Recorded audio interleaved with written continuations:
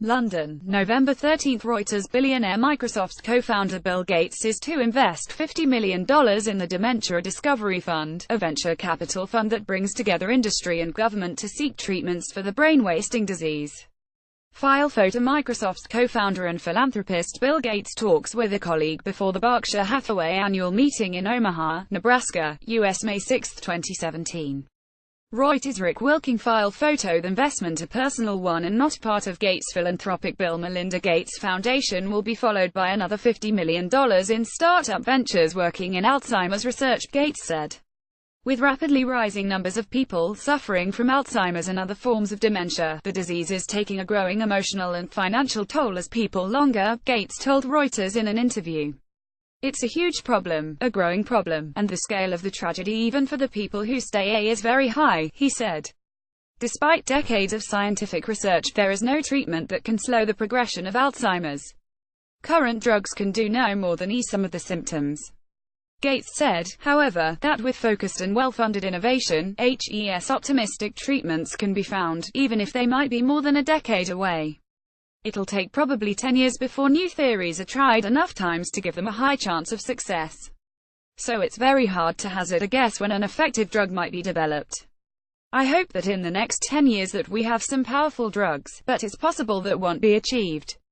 Dementia, of which Alzheimer's is the most common form, affects close to 50 million people worldwide and is expected to affect more than 131 million by 2050, according to the non-profit campaign group Alzheimer's Disease International. The DDF, which was launched in 2015 and involves drug makers GlaxoSmithKline, Johnson & Johnson, Eli Lilly, Pfizer and Biogen IDEC as well as the UK government, has already invested in at least 9 startup companies investigating potential ways to stop or reverse the biological processes that lead to dementia. Gates told Reuters the additional $50 million would be put into startups working on some less main approaches to the disease, but said he had not yet identified these companies.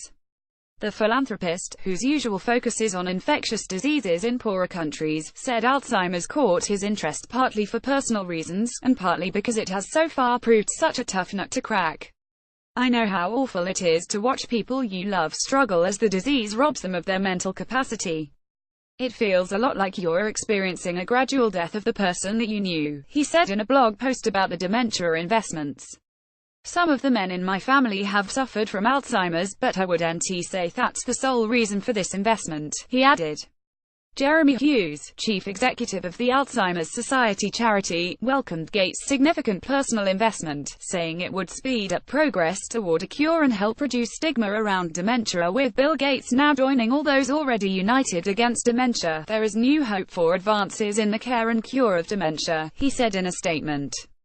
Through talking to experts in the field over the past year, Gates said he had identified 5 areas of need: understanding better how Alzheimer's unfolds, detecting and diagnosing it earlier, pursuing multiple approaches to trying to halt the disease, making it easier for people to take part in clinical trials of potential new medicines, and using data better.